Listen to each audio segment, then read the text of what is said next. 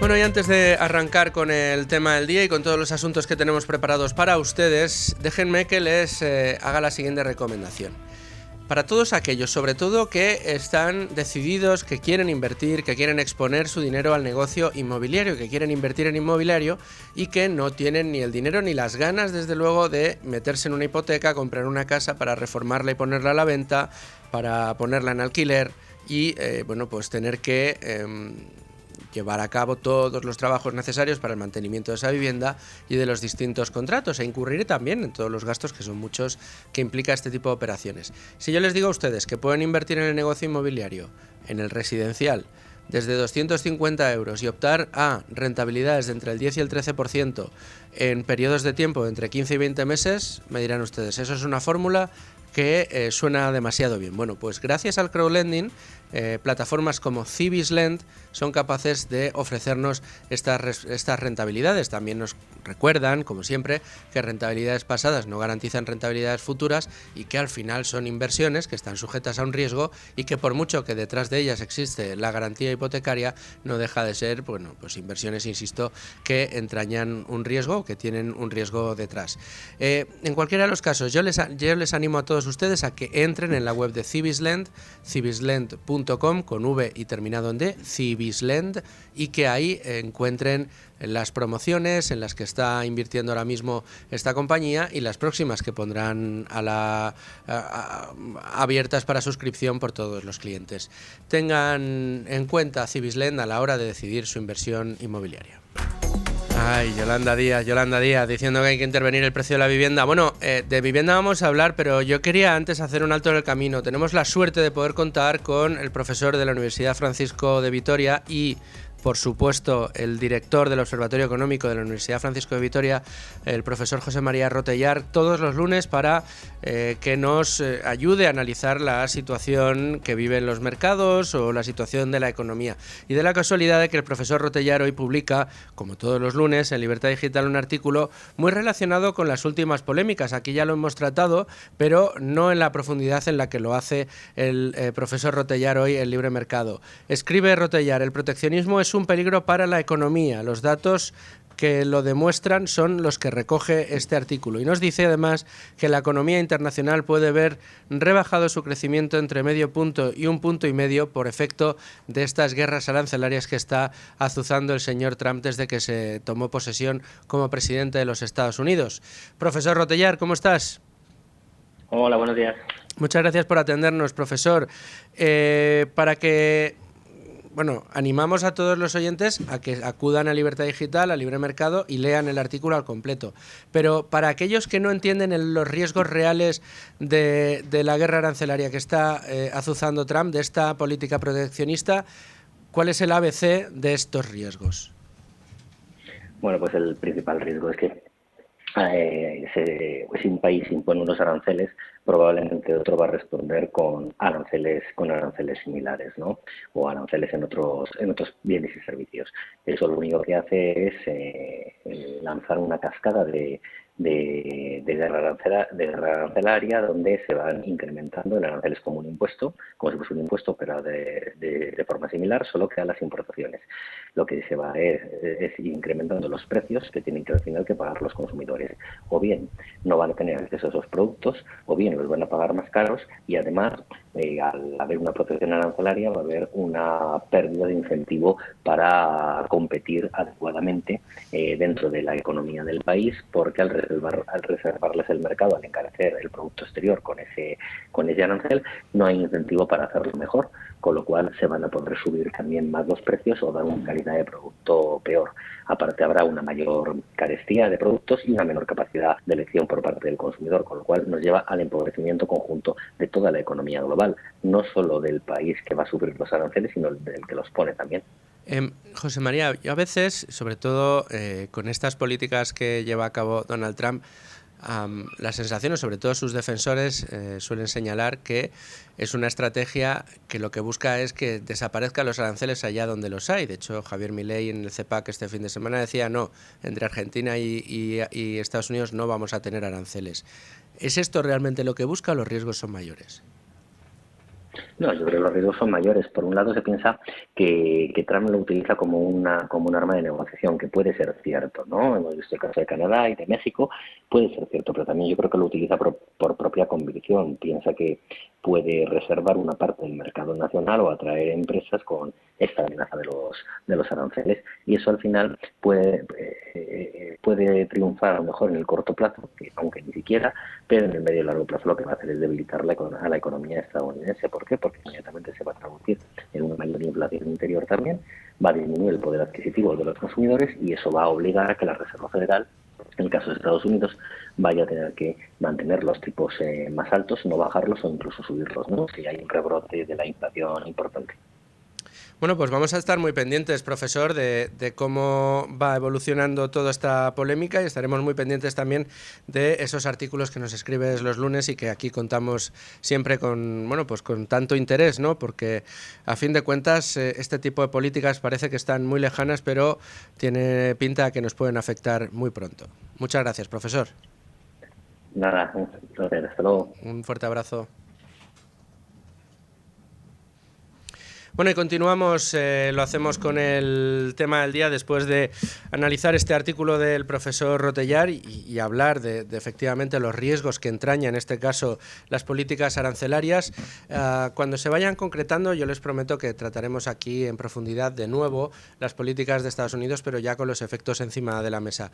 Pero me acompaña ya Rubén Folguera. ¿Cómo estás, Rubén? Muy bien, buenas tardes. Con un tema interesante encima de la mesa. Discutíamos esta mañana, Rubén y yo, cuando preparábamos el programa, que hablar de inflación en muchas ocasiones es sinónimo de que al final, bueno, pues parece que es un tema muy aburrido, que a la gente se le escapa, pero lo que tenemos que hacer es centrarnos en los efectos de esa inflación, y son unos efectos que lo que hacen es empobrecernos en nuestros bolsillos. Lo que hace es que el dinero que atesoramos, que tenemos, que ganamos todos los meses, sencillamente pierde poder adquisitivo, pierde valor.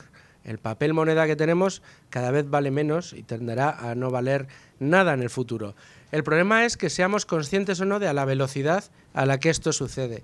Y lo que tenemos encima de la mesa es que continúa subiendo la inflación, y lo hace además no solo en España, sino en Europa en su conjunto. Efectivamente, como publica hoy Eurostat, tenemos que la tasa de inflación de la eurozona ha repuntado en el mes de enero un 2,5%. Sobre todo por la subida de la energía, según esta organización. De este modo, la inflación sube una décima por encima del dato de diciembre de 2024 y supone el cuarto repunte consecutivo de este dato y el mayor aumento de los precios desde julio del año pasado. Por otra parte, si nos fijamos en la Unión Europea, en los 27, tenemos que la inflación interanual del mes de enero repuntó una décima también con respecto al mes de diciembre, situándose ya en el 2,8% y de nuevo supone el mayor alza de los precios desde junio de 2024. Con todo, en España los precios subieron un 2,9% en términos interanuales y por tanto por encima de la media de la Unión Europea. Y en este contexto tenemos que el coste de la energía aumentó en tasa interanual cerca del 2%, lo cual supone el mayor aumento desde abril del 23. El precio de los alimentos frescos aumentó un 1,4%, mientras que en el caso de los bienes industriales no energéticos el precio se incrementó en un 0,5%. Finalmente, en el caso de los servicios, los precios se moderaron al 3,9%. Y finalmente, si excluimos de este cálculo el impacto de la energía, como decíamos anteriormente, tenemos que la tasa de inflación sería, en el caso de la zona euro, del 2,6%. Y con todo, pues la subyacente se sitúa en el 2,7%. Es decir, que continúan al alza los precios. Es Sí. verdad, no tenemos unas tasas de inflación por encima del 10%, como las que vivíamos hace poco más de un año y medio, pero la verdad, lo cierto es que continúa subiendo. Y como la inflación es acumulativa, que es a veces lo que se nos olvida, vamos a tratar de explicarle a la gente que nos escucha cómo nos ha ido. Cómo ha ido evolucionando este nivel de inflación y en qué medida somos cada vez más pobres. Pues tenemos que, a este respecto, hay que tener en cuenta que afectó bastante, por un lado, la emisión monetaria, y ahora veremos cómo evolucionó el agregado monetario, y luego también la política de tipos de cero o incluso negativos hubo en algún momento. Esto lo que incentivaba, pues al fin y al cabo, era la actividad económica, pero claro, también supuso a largo plazo el aumento de los precios. Así tenemos que en la eurozona, en diciembre de 2020, la inflación se reducía todavía a un 0,3% y de hecho en enero del 21 seguía, es cuando comenzó el alza de los precios casi al 1%, se afianzó en los meses posteriores, en febrero también al 1%, ya en octubre de ese año superamos la barrera del 4% en la eurozona y en diciembre de 2021 se alcanzó el 5%. Si ya nos fijamos en el año 22, tenemos que siguió aumentando los precios y en mayo de ese año se superó el 8%.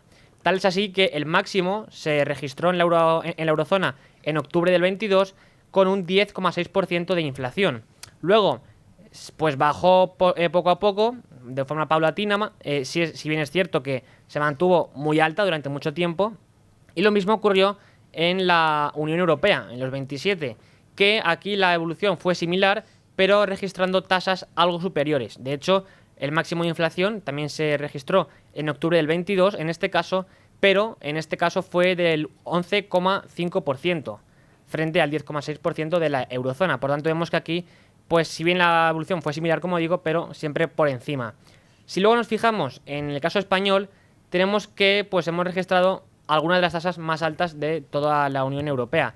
De este modo, la inflación acumulada en nuestro país entre enero del 18 y enero del 25 ha sido de casi el 23%. Y si nos fijamos en la última década, entre enero del 14 y enero del 25, la inflación acumulada es del 25%. Este cálculo se puede hacer también para la eurozona y tendríamos que entre febrero del 18 y diciembre del 24 los precios en acumulado habrían aumentado, en este caso, un 25%. Y si nos fijamos ya en la evolución de la última década, entre febrero del 14 y enero del 25, los precios aumentarían casi un 30%. Bastante más pobres de lo Sí. que mucha gente puede llegar a pensarse o puede llegarse a imaginar. ¿En qué medida, de qué manera nos hemos empobrecido durante este tiempo solo por efecto de la inflación? El problema que tenemos es que el nivel de empobrecimiento, dependiendo de con qué agregado los midamos, es mayor o menor. Y luego aquí hay otra batalla, Rubén, y es la de los relatos. ¿Cuál es qué motiva la inflación o qué deja de motivar la inflación? Claro, aquí hay que tener en cuenta que en la Unión Europea la masa monetaria, el agregado M2, entre diciembre del 2024 y enero del 2014, pues aumentó, mejor dicho, pues casi un 70%, la M2. Y claro, esto se suma también a la política de dinero fácil, de tipo de interés ultra bajos, que hay que tener en cuenta, si nos retrotraemos antes de la crisis inflacionaria, la mayor tasa de tipo de interés había sido la de diciembre de 2008, que fue un 2%. Poco a poco la fueron bajando después en el contexto de la crisis financiera para incentivar, ¿no? Esto es una política keynesiana de manual. Y ya en septiembre del 18, de hecho, pues se registró una tasa negativa del 0,5% en el tipo de interés de referencia, de facilidad de depósito, y fue pues a partir de septiembre del 22 cuando dijeron que tenían que empezar a subirlas y poco a poco pues la fueron incrementando. De este modo, el máximo se registró en septiembre del 23 con el 4%, pero de nuevo la volvieron a bajar. Esto lo que está incentivando es que pues poco a poco también los precios repunten, y lo estamos viendo en los últimos meses. Y de este modo, pues lo que hizo el Banco Central Europeo es incentivar, al fin y al cabo, la demanda de dinero y el gasto de dinero que, pues, trasladado al mercado de bienes y a la economía real, supuso esta crisis inflacionaria. Claro, aquí lo que olvidan es que la inflación principalmente es un fenómeno monetario. Y lo es porque, bueno, por un lado, si nos ceñimos a distintas definiciones, la escuela austríaca hablaría de que la inflación en sentido estricto es precisamente el aumento de la masa monetaria, no tanto de los precios. La expansión de masa monetaria. Eso es. Producida por tipos de interés bajos o negativos prolongados en el tiempo. Pero si luego nos centramos incluso en la definición mainstream de la escuela neoclásica, que la define como inflación de precios, es decir, el aumento generalizado de los mismos, también tenemos que el fenómeno o el motivo principal es la expansión monetaria. Ya lo decía Friedman, por un lado, pero también hay que tener en cuenta que si los precios, al fin y al cabo, son relaciones de intercambio entre bienes, y en una economía monetaria, digamos, los precios se miden en función de esa relación de intercambio con el bien de referencia, el patrón monetario, que sería el dinero, pues naturalmente, pues, de forma lógica, solo puede haber inflación como aumento generalizado de precios en una economía monetaria, porque en una economía sin dinero lo que cambiaría sería la relación de precios, pero no habría un aumento generalizado de todos los bienes, ¿no? Claro, esto se demuestra también en la historia, porque tenemos el caso de Argentina recientemente como pues Javier Milei, gracias a, por un lado, el saneamiento de las cuentas públicas y por otro, a que desde julio del pasado año congeló la emisión monetaria, ha logrado reducir en tasa intermensual al 2,2% en enero del 25 la inflación. Correcto. Ha conseguido controlar la inflación de una manera brutal, ha pasado del 25% mensual al 2,2% mensual. Sí. O sea, ha sido una reducción en un año de una manera criminal, brutal, y lo ha hecho, como me encantó el término que utilizó aquí en este programa nuestro colaborador Alan Rittmeyer, siendo una auténtica aspiradora de pesos, o sea, eliminando pesos, reduciendo de una manera brutal la masa monetaria. Con lo cual queda claro, probado y cristalino que el fenómeno de la inflación es un fenómeno monetario. Te lo digo porque resulta, Rubén, que tenemos una clase política que le encanta decir, y ahí tenemos a Yone Belarra, y ahí tenemos a Yolanda Díaz, y ahí tenemos a otras tantas miembros del gobierno o de los que colaboran a que el gobierno esté ahí mediante su voto, diciéndonos que el problema de la inflación no tiene nada que ver con la teoría monetaria. El problema de la inflación es que los malvados capitalistas y los empresarios avaros se dedican únicamente a subir los precios porque lo que quieren es maximizar sus beneficios. Claro, con esta retórica por parte de nuestra clase política, ¿qué nos podemos esperar, ¿no? Claro, hay que plantearse por qué pues mantienen esta retórica. Algunos puede ser por ignorancia, eso es evidente, pero también hay algunos pues políticos que lo harán precisamente, y nuestro presidente es doctor en economía, ¿no?, que pueden hacerlo quizá no tanto por ignorancia, sino por maldad, porque saben perfectamente que es el discurso que afianza su poder, y es evidente que, y de hecho aquí hay que comentar una cuestión muy curiosa.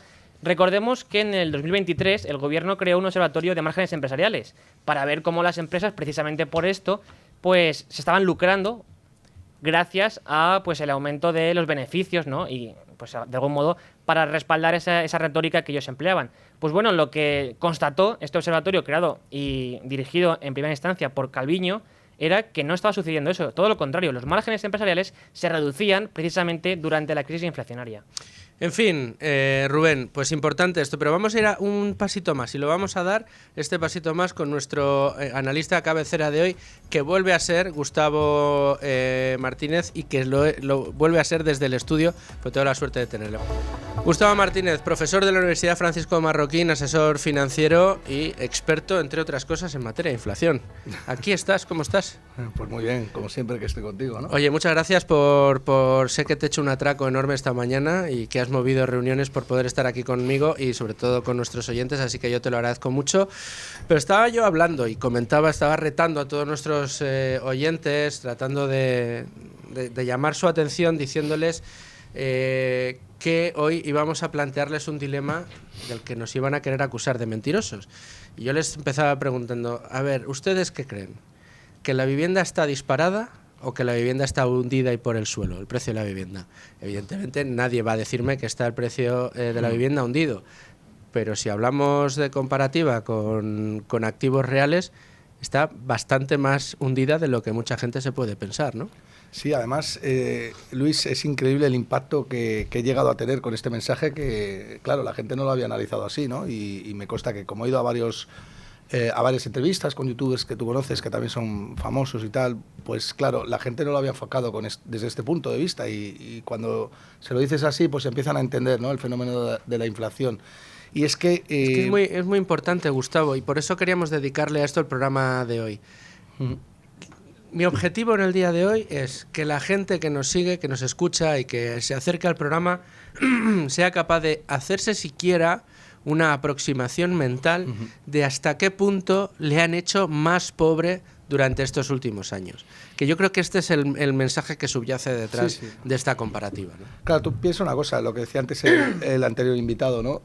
Claro, la inflación es un impuesto oculto, yo creo que es más bien ingeniería extractiva, ¿no?, por parte del Estado, que es difícil de comprender cuál es el fenómeno de inflación si no eres una persona que tienes ciertos conocimientos de teoría monetaria, ¿no?, y entiendes algo de valoración y de teoría marginal, ¿no? Pero lo cierto es que es muy fácil el mensaje de echarle la culpa al capitalista, porque eso es no entender cómo se forman los precios y que el empresario no tiene mucha capacidad para fijar precios, salvo que sea un monopolio, ¿no? Pero los monopolios son débiles. La cuestión es que cuando lo pones en términos de otros activos reales, como la vivienda, te das cuenta de que sí, efectivamente, que el deterioro de la moneda fiat es realmente el culpable de que tú te estés empobreciendo, ¿no? Y cuando recurres al oro, y la gente ha entendido que el oro ha sido dinero, y mucha gente sabe por qué, aunque sea de manera intuitiva, sin tener muchos conocimientos, y les explicas que en el año 2000 podías comprarte, o el metro cuadrado cotizaba a 3,5 onzas de oro, pues resulta que podías comprarte una casa por 350 onzas de oro, o lo que es lo mismo, por 11 kilos de oro en el año 2000, ¿no? Cuando les dices que ahora el metro cuadrado está cotizando a 1,2 onzas, o 120 onzas de oro, una casa de 100 metros cuadrados, o lo que es lo mismo, 3,5 kilos de oro, resulta que la gente entiende que efectivamente con bastante menos oro puedes comprarte una vivienda que hace 20 años. Es decir, la vivienda ha perdido valor en términos de oro o ha ganado valor en términos de moneda fiat. Lo que ha pasado realmente es que la moneda fiat se ha depreciado con el paso del tiempo, ¿no? Este es el nivel de depreciación, este es el nivel de empobrecimiento al que nos hemos sometido, porque, a ver, vamos a jugar a abogados del diablo, Gustavo. Habrá también quien nos diga, ya, pero es que el oro se ha disparado muchísimo en estos últimos años. Claro, habría que decirle matiz primero. Claro, el oro se aprecia porque la moneda fiat se devalúa. De hecho, a mí me encanta esto del oro que siempre decimos, Gustavo, que nos gusta recordar que hoy hace falta la misma cantidad de oro que en época de Jesucristo para comprarte una buena túnica entonces, un buen traje ahora, o un buen carruaje entonces, un buen coche en el día de hoy. Más o menos te necesitarías la misma cantidad de oro. Eso es lo que es mantener el valor a lo largo de los años. El problema es que la moneda fiat lo que hace es devaluarse. Si lo miramos en este cuarto de siglo, comparándolo con los 2000, nos hemos empobrecido a unos ritmos extraordinariamente rápidos. Y eso es lo que hace que efectivamente estemos cayendo o mermando el poder adquisitivo. Insisto, lo comparan ustedes con el oro, que ha subido mucho, pero comparémoslo con otros activos reales, Gustavo. Si lo miramos con acciones del S&P, con un índice como el S&P 500, también está más barata la vivienda hoy. Sí, no solamente contra el Standard & Poor's 500, porque alguien podría decir, bueno, es que Estados Unidos es un índice muy especial y tal. No, lo cojas contra casi cualquier índice que lo cojas mundial, la vivienda en términos relativos está más barata que o ha caído más que cualquier activo financiero, ¿no? Como pueda ser el DAX alemán, como puede ser el IBEX 35, porque claro, las empresas pagan un retorno en forma de dividendos, ¿no? O sea, lo que realmente está sucediendo es que el euro está cayendo, ¿no? Y hay un dato todavía más alucinante, y es que el euro ha perdido el 90% de su valor con respecto al oro desde que nació en el año 2000, con lo cual es normal que activos como la vivienda, pues cada vez donde realmente mucha gente va a refugiarse contra la inflación, pues cada vez sean más inaccesibles en términos de moneda fiat, bastante más accesibles en términos de otro tipo de inversiones, como son los índices, como son el oro, como también la plata. O sea, es que hay muchos activos que se revalorizan con respecto a la moneda fiat. Pero el hecho de que para nosotros la sensación sea que el precio está subiendo, en el caso de la vivienda, y que además lo está haciendo a un ritmo muy acelerado, no habla sino de que en realidad lo que está sucediendo es que nosotros nos hemos empobrecido a un ritmo infinitamente mayor que ha crecido nuestro intento de igualarnos a ese empobrecimiento. Y me explico, nuestros salarios, nuestra capacidad de generar riqueza se ha frenado con respecto a la velocidad que ha tomado el empobrecimiento, con lo cual el efecto que esto produce en nuestros bolsillos y en la realidad que vivimos, en el espejo por el que nos asomamos nosotros a la realidad todos los días, es que pues los precios están disparados, la vivienda inaccesible, todo está carísimo, todo ha subido muchísimo de precios. En realidad no. Nada, tienes una inflación oculta, porque ya te digo que los índices que calculan la inflación son índices que están muy sesgados y están cocinados. Tienes una inflación oculta que la gente no ve y que te está empobreciendo. El problema real es que, y por eso decía al principio de mi intervención, que es ingeniería extractiva, es una obra de arte desde el punto de vista del robo, sin que te des cuenta. Yo te robo sin que te des cuenta, pero tú imagínate que tú tuvieras 100.000 euros de liquidez parados en el banco y apareciera un apunte contable mes a mes, como el alquiler o la luz o lo que fuera, en el que te apareciera inflación 700 euros, inflación 700 euros, inflación 700 euros, la gente espabilaría mucho más, ¿no? Incluso llegaría a un punto en el cual la gente no querría cobrar en moneda fiat los salarios, porque sabe que los salarios en términos reales están cayendo. ¿Por qué? ¿Y por qué caen los salarios en términos reales? Porque en términos reales cada vez cobras unidades monetarias que pueden adquirir menos bienes y servicios, ¿no? Y eso es la verdadera inflación. Decías al principio, Luis, que es que podríamos estar en una moda, ¿no?, con el oro. Es mentira. El oro, desde que se pone fin al Tratado de Bretton Woods en 1971, Nixon quiere dar ese paso, obviamente, para tener el control de la moneda, ha multiplicado por 80 su valor, desde $35 hasta los 2.900 actuales, por 80. ¿Por qué? Porque por primera vez en la historia la moneda es dependiente de un político, y cuando la moneda es dependiente de un político, este político la utiliza arbitrariamente para empobrecerte y poder seguir prometiendo cosas que no puede volver, ¿no? Se podría decir que desde el 71 vivimos en un experimento monetario del que todavía no hemos visto sus resultados, aunque empezamos a ver las orejas del lobo. Yo creo que lo que vimos es una estafa monetaria, ¿no? O sea, realmente la moneda fiat es un buen medio de intercambio, generalmente aceptado, siempre y cuando no esté al servicio de un político que lo utilice arbitrariamente. Y como eso no va a suceder, pues al final el mundo está abocado a vivir con inflación. Al final la deuda es... de hecho, perdóname, sí, Gustavo, recordemos que el mandato de los bancos centrales, que al principio era únicamente controlar la inflación, tenía un objetivo de inflación del 2%. Sí, es decir, aceptamos que nos vamos a ir empobreciendo, porque nos tenemos que endeudar mucho los estados, esto era lo que no decían, nos vamos a ir empobreciendo a un ritmo del 2%. Esto es lo que es sano para la economía. Sí. Bueno, yo creo que el objetivo del Banco Central para mí siempre ha sido financiar al Tesoro. No creo, todo lo demás para mí es mentira, ¿no? Realmente los bancos centrales nacen para financiar al Tesoro y controlar más la moneda. Y al final, ¿quiénes son los organismos más endeudados? Los estados. ¿Y a quién beneficia la inflación? A las personas que están endeudadas. ¿Por qué? Porque en términos reales cada vez deben menos, ¿no? Aunque en términos nominales deban las mismas unidades monetarias, esas unidades monetarias se ven depreciadas por el efecto de inflación. Claro, esto no lo entiende el ciudadano de a pie. El 90% de las personas no saben protegerse contra la inflación, con lo cual solamente unos privilegiados, entre los que yo me incluyo, podemos cubrirnos del afán que tiene un político por empobrecerte en beneficio propio, ¿no? Eso te iba a decir, ¿qué solución ponemos a esta situación que vivimos? Pues es que es facilísimo. Tienes 3 vehículos muy fáciles para poder protegerte. El oro, las acciones, la bolsa, siempre ha sido uno de los mejores protectores de inflación a largo plazo, y en su defecto, si no eres una persona muy cultivada en esto o no quieres delegar, la vivienda también es un buen protector de inflación a largo plazo. No es el mejor, pero es un buen protector de inflación, ¿no? Bueno, pues esas son las soluciones. Sin embargo, en clave política no parece que queramos tomar ningún tipo de medida que nos pueda ayudar. Habrá quien te diría, te acabas de dejar en la buchaca uno de los sistemas que también te pueden ayudar a protegerte de la inflación, que es el Bitcoin. Bueno, sí, pero claro. bueno, esto todavía es más complicado. Esto es para el que de verdad se lo sabe bien. Y pido disculpas porque Bitcoin también es un gran protector de inflación y mucho más, ¿sabes? Y muchas más cosas que significan. Es curioso, hace poco en un vídeo a nuestro amigo Juan Ramón Rayo, un saludo desde aquí, decía, hablando de Bitcoin, tratando de explicar lo que estaba sucediendo en Argentina con esto de la criptomoneda de Milei, hablaba del Bitcoin y decía que cada vez estaba más cerca a aquellas teorías, él era cada vez más cercano a esas teorías que decían que era un buen protector contra la inflación y una buena reserva de valor a lo largo del tiempo. En cualquiera de los casos, bueno, pues tiempo tendremos de hablar con Juan Ramón también del tema del Bitcoin. Solo para terminar, las subidas tan brutales de tipos importantes, vamos a decir, de tipos de interés que hemos sufrido en el pasado y que en Estados Unidos todavía no han empezado a bajar, al menos con intención, ¿han servido para algo? ¿Has visto que esos agregados monetarios que estábamos comentando antes con Rubén se hayan corregido mucho, poco o nada?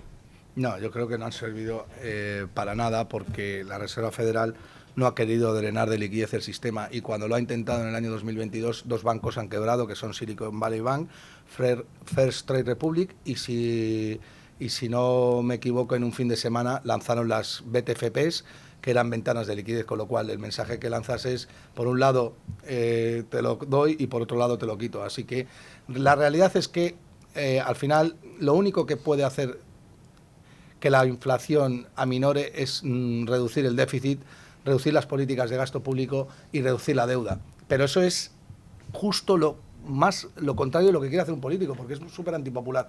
Si tú quieres cargarte la inflación, tienes que decir, señores, voy a rebajar las pensiones. Señores, la sanidad la tengo, o parte de la sanidad la tengo que privatizar. Señores, la educación la tengo que privatizar. Señores, tengo que meter la motosierra. Es la única manera, la única fórmula para reducir la inflación.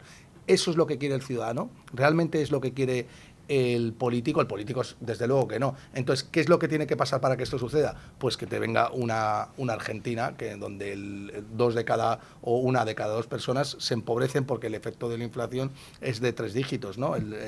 Y ahí es cuando realmente la gente pues pide ayuda y auxilio y cambia un gobierno y pasa del socialismo al anarcocapitalismo, que está en las antípodas, ¿no? Así que eso es lo que yo creo que pasará en Europa, ¿no? Que iremos hacia una crisis fuerte y habrá un reset, ¿no? Incluso intelectual en la gente, ¿no? Porque hay otra cosa que es muy importante meterse en la cabeza. La inflación no solo nos empobrece, la inflación no solo es un fenómeno monetario que hasta que no se empiecen a absorber, a aspirar euros, a aspirar dólares, no se va a solucionar, y para eso hace falta una voluntad política férrea, tan férrea como la que ha demostrado el señor Milei, sino que, como tú decías muy bien antes, Gustavo, sí tiene un beneficiario importante.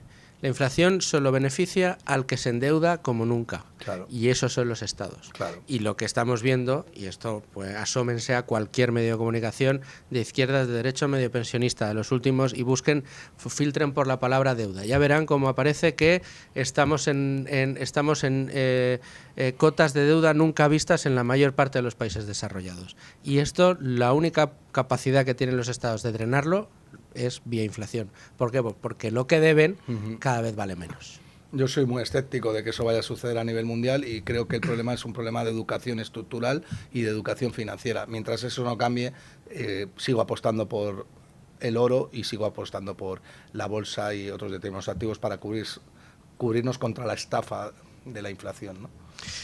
Gustavo Martínez, como siempre, un gustazo tenerte. Hoy tengo a otro analista para bolsa, te podrías haber quedado tú, pero insisto, muchas gracias por estar con nosotros un día como hoy, ayudarnos a entender este fenómeno, y vamos a ver cuánta gente se ha quedado con la copla de que la vivienda en realidad no está tan cara como nos parece. Muchísimas gracias, Luis. Un placer, Gustavo.